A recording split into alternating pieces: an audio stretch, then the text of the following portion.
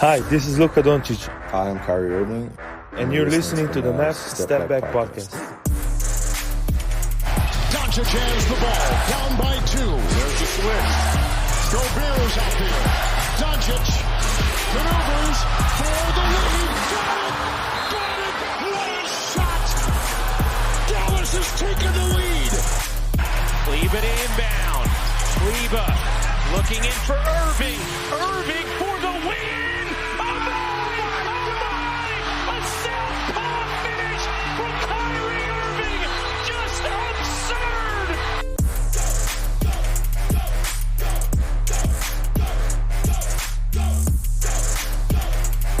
How's it going, everybody? Welcome in to another episode of the MAVS Step Back Podcast. I'm your host, Dalton Trigg. I'm joined, as always, by my co-host, Drew Johnson. You can find us both on X at Dalton_Trigg and at Coach Drew33. Man, what a great season opener. After all the buildup, all the anticipation, all the hype over the summer, we finally got to watch the real deal on Thursday night. Mavs versus Spurs at American Airlines Center. Luka Doncic, Kyrie Irving, Klay Thompson versus Victor Wembanyama, and their new additions of Chris Paul and Harrison Barnes. And the Mavs, despite shooting the ball 35% in the first half, they blew the doors off the Spurs in the second half en route to a 120-109 win. So 82-0 is still in play. That's still in play, so that's always good. But man, what a great night. And look, I know everybody's naturally excited to see the two stars that led the Mavs to the NBA Finals last season, but there was a heightened sense, a heightened anticipation to see Klay Thompson and in his debut. And man, DJ, did he not disappoint. He was in 26 minutes as a starter. He had 22 points. He broke the Mavs record for most made threes in a Mavs debut. Shot 6 of 10 from 3. Had 7 rebounds and had 3 steals. He was great on both ends of the floor. He was the Mavs' second leading scorer. Luka led the way with 28 points, 10 rebounds, 8 assists, and then Kyrie had 15. And then we'll get to the bench production here in a second. But, man, Klay Thompson looked absolutely at home, which is something we expected. I mean, on paper, he was a seamless fit. We knew he was going to get wide-open shots. By the way, I uploaded this screenshot just to put it on here and show everybody. Let me see. Well, that's not going to work. Let me share the screen. Okay, there we go. Look at that. I mean, what this is the kind of stuff that we knew was coming, because there's only so much you can do with Luka and Kyrie and the other weapons the Mavs have. I don't have the video for it, unfortunately, but Klay had a good 5 seconds to play around with here. He was so wide open, he took an extra dribble and looked around at the crowd before he shot it. So enough rambling from me. I'm just in awe. DJ, what are your thoughts on Klay Thompson in his first official game as a Dallas Maverick? Well, first of all, in this clip, and there were several instances in the game where it was just Luka out here, and you saw how much attention he drew away from Klay Thompson just in general. And Thompson really capitalized on the opportunities that were given to him. And it's just like we've been saying since the possibility of Thompson coming to Dallas. He's going to get looks that he has never seen before in his NBA career. And that's because this is for the first time in his NBA career, he has someone that takes this much attention, specifically whenever they attack the rim, whenever they attack the lane.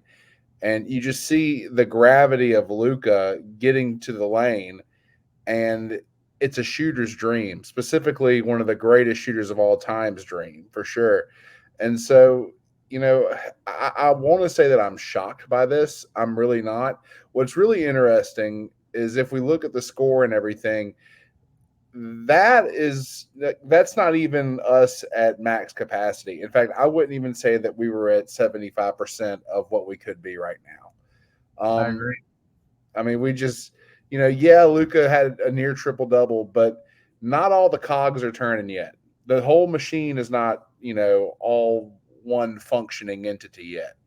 Yeah. I'm really excited about what we're going to be in about, I don't know, a month or two.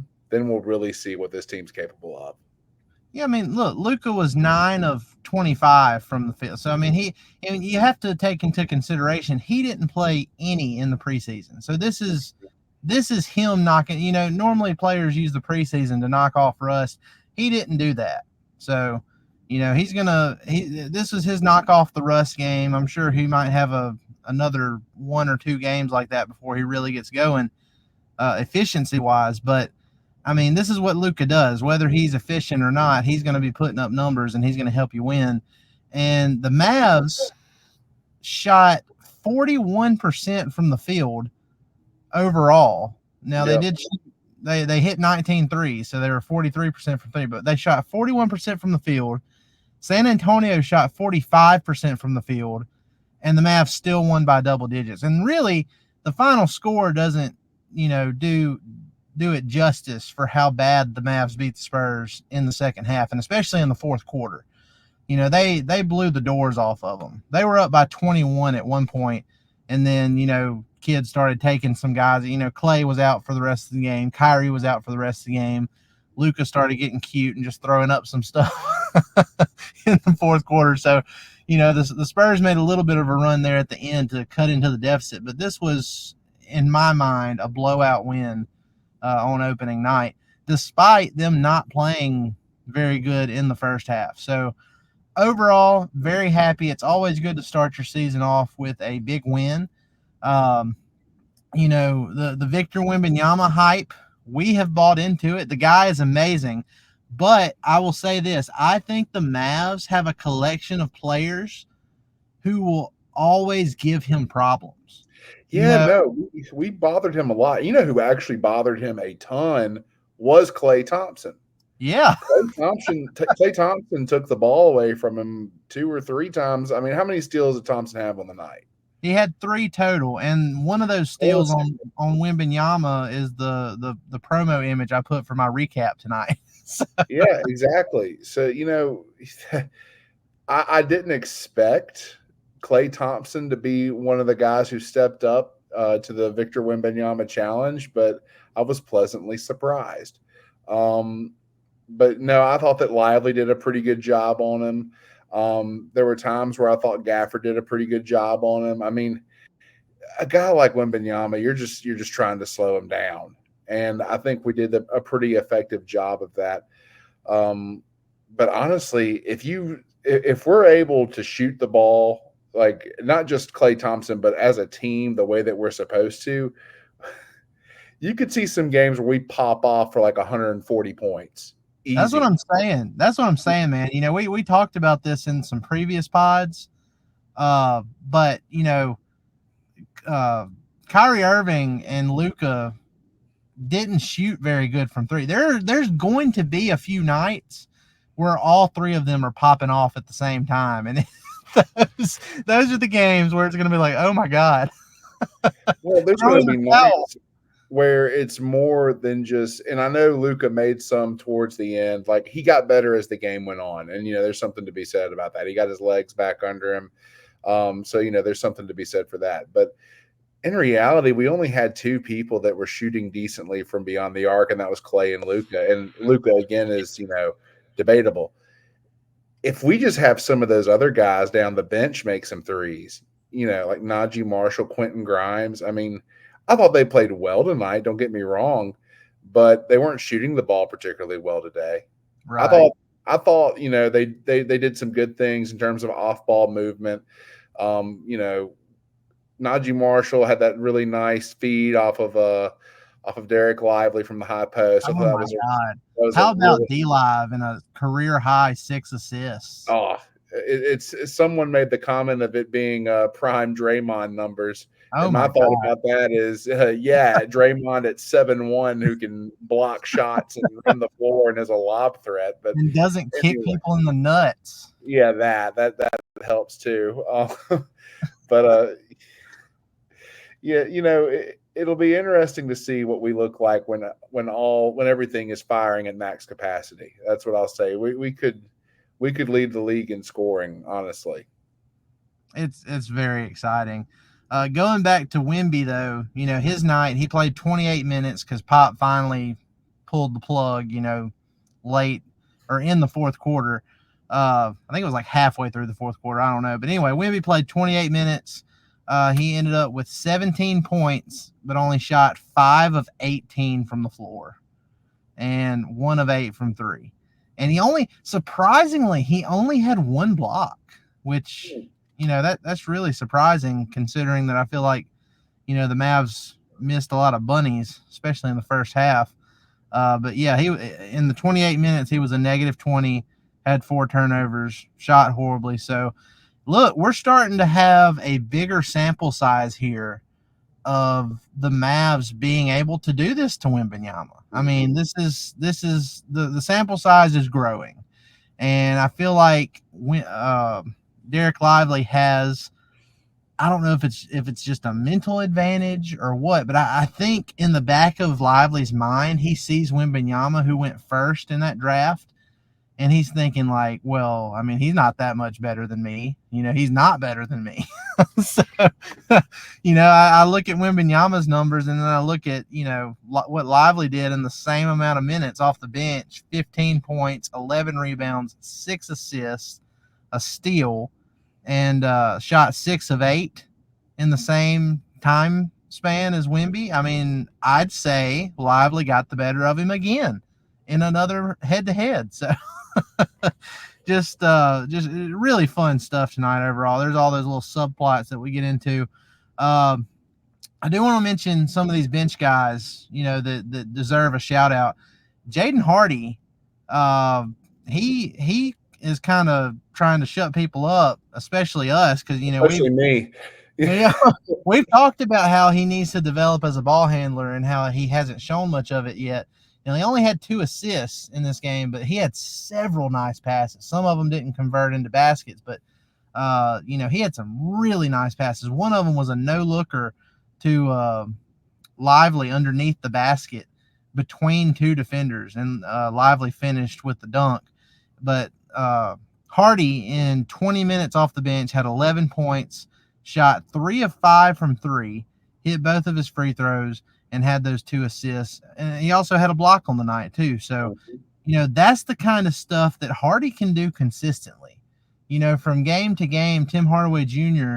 in that same type of role wouldn't be consistent in that. I think Hardy is a good enough shooter to where we can continue to see it. And especially if he continues to show the playmaking ability that we saw, against the Spurs on Thursday night.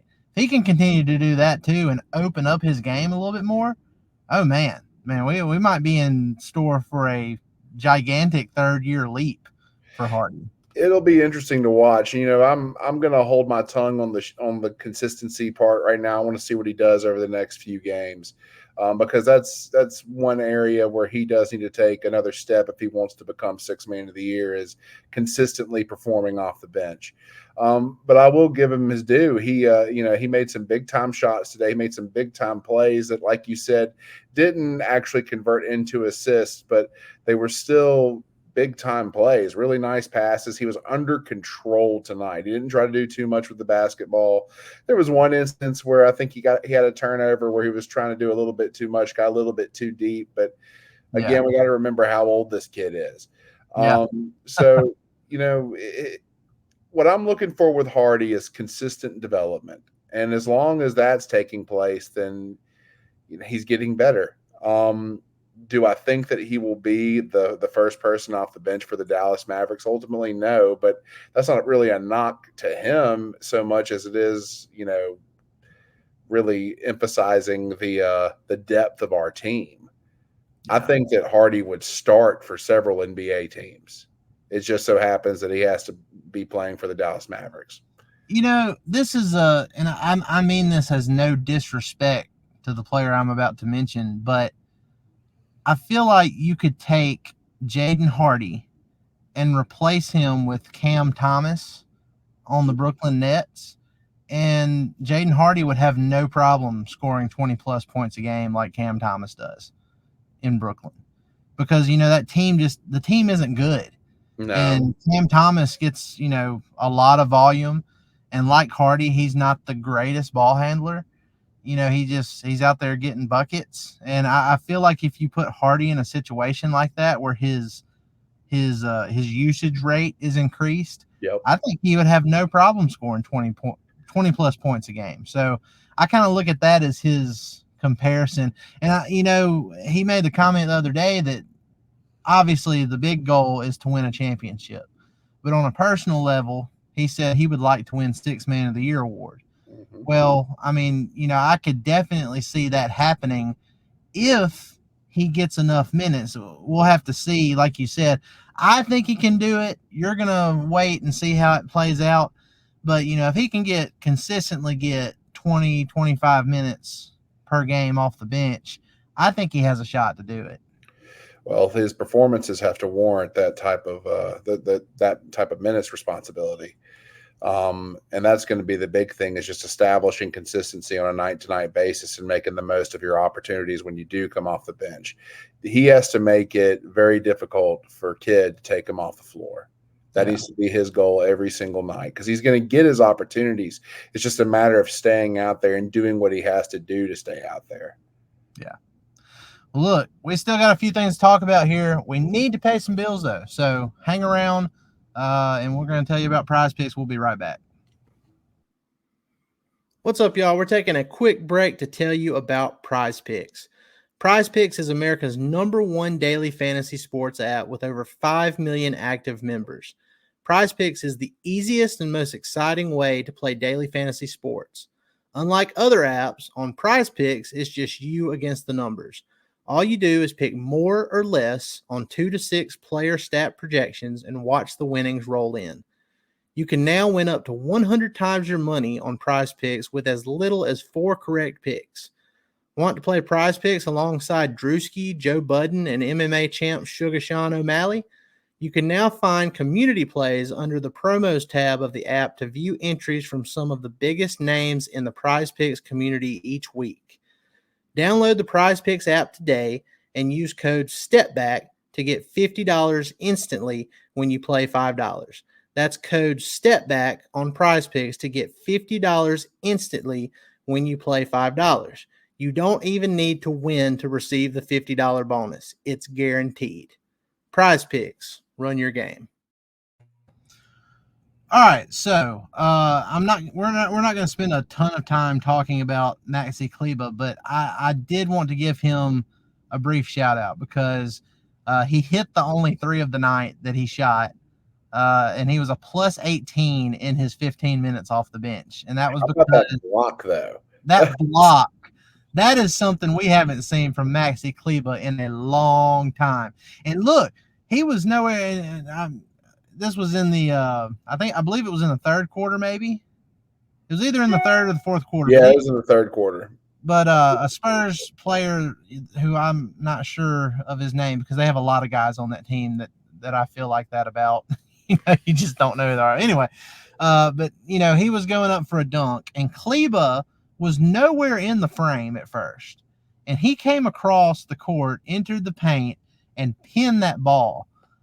Just an unreal chase down block for Kleber. And that made me feel so happy for him, and the Mavs overall, because, man, when he is healthy, I know the shot comes and goes because he loses his confidence every now and then, but when he is healthy, that defense is elite, and he can really help this team, as even if he's just a plug and play guy. Look, 15 minutes and you're a plus 18. I mean, that's pretty incredible right there. His impact goes well beyond, how many points he scores. And he's a good rebounder too. He's a physical rebounder, which is what the Mavs need at times. So, well, there's something to be said for starring in your role, no matter how big or small that role is. And I think that Kleber did a really good job of that tonight.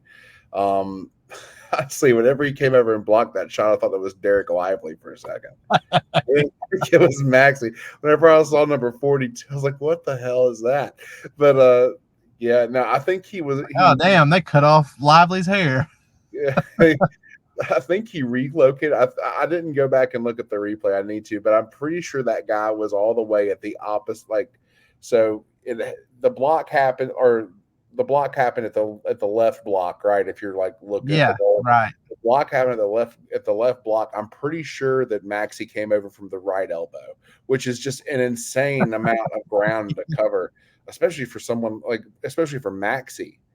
You know, I know he's got length, but I didn't know he had, I didn't know he had the ability to cover that much ground so quickly. That shocked me. So it's amazing what you can do when your toe isn't falling off anymore and you got a bionic toe, added to your foot last season. Oh, so it's all because he's like robotic now. He's like a Terminator. That's the story I choose to go with, at least. That's my truth, as they say. So, but yeah, he was great in his limited role. Like you said, Najee Marshall, he struggled. He was only 1 of 6 from the field, but his activity was really nice. Defensively, he is a pest. And offensively, even though the shots weren't going, he was still moving around, active. He was getting opportunities, and that's what you like to see. So not everybody is going to have a Klay Thompson type debut, where they score 22 points and hit 6 threes. But it was good to see the activity from those guys. Najee was getting the type of looks you would like to see Najee get. He just wasn't able to convert today, and that happens. And, completely new team, completely new setting. It's a long season. I think that we're going to get good production out of him as the season progresses, but I'm not concerned about what I saw out of him or really Grimes, honestly, because they're getting the looks that you want them to get, and those guys will convert on those looks ultimately. It's just first game jitters. Yep.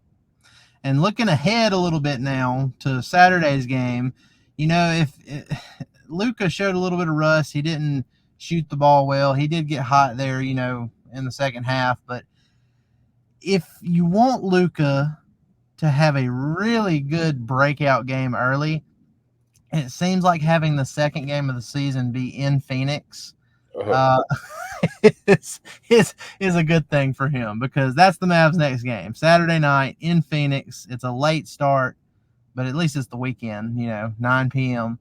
And it'll be Luka, Kyrie, Klay versus Kevin Durant, Devin Booker, and Bradley Beal. I guess we'll include him in the 3 there, even though he looked good last game. Honestly, I watched him. Yeah, he looked good. Yeah. They beat the Clippers in the first game, man. And look, I know we're going down a rabbit hole here, but man, that Clippers new arena, Intuit it's cool. Dome or whatever, that thing is slick. It is, especially that fan zone behind the baskets where it's wall. Like the wall. The only way you can sit there is if you're just obnoxious the entire time. That's great. That is such a Steve Ballmer thing to do, but I love it. I think it's great. Now, I think the Clippers suck, and they're going to suck this season, but, I like what they're doing with the new location. At least they're not sharing an arena with the Lakers anymore. So, baby steps. But it's pretty huge steps. Honestly, I'm surprised it took them so long to do this, because, it felt like for years they were just, Los Angeles' JV team. I'm going to get some hate for that, I already know, but it's true. So. Well, overall, it's a great start to the season. It's going to be a really fun season. This is what we envisioned. Maybe not the first half because the shooting was so bad, but you got to get those first game jitters out of your system. I think they did that. I think they'll be more loose, more comfortable going into Phoenix on Saturday night, and hopefully they come out of the weekend 2-0 on the season, and then we'll go from there. But so that does it for our MAVS-SPURS recap. And before we take off here, I just want to address something that I addressed on X earlier today. And really, this counts for you too. But I've been with DallasBasketball.com for the better part of a decade, almost 7 years. And I decided I'm turning in my keys. It's time to let something go, because the full-time busy day job plus running a full-time busy website that never sleeps, plus doing the podcast stuff. It's just a little much after a while. So I'm taking a step back, no pun intended. I'm stepping away from DallasBasketball.com. Wish nothing but the best, to Mike Fisher and the team over there. I'm bringing you with me. We're gonna try and do some special things over here. Not only just continuing to grow the podcast, but my vision for Mavs Step Back goes beyond podcasts. I'm taking a hiatus from writing right now, but I do eventually want to get back into it. I want Mavs Step Back to be more than just a podcast. I want it to be writing, and we may look into the Substack stuff going into the new year and see where it goes. So I'm excited about it. I mean, I really enjoyed my time at DallasBasketball.com. We're going to finish out the month strong. We got one more week, but then it's off to bigger and hopefully better things in the future, depending on what we can do. So I have appreciated having you as a DallasBasketball.com colleague. You were already with me on the pod, and then you came and you joined us over there for a while. So I have enjoyed having you over there, and you've written some amazing stuff since being on the team too. So, I'm excited that we get to expand this a little bit and go beyond just, doing this podcast stuff. No, I think that the future will be very bright. So I'm very excited about it as well. And all of you that come in and listen to us every week, I mean, this is why we're able to do this. I greatly appreciate it. The continued support is amazing.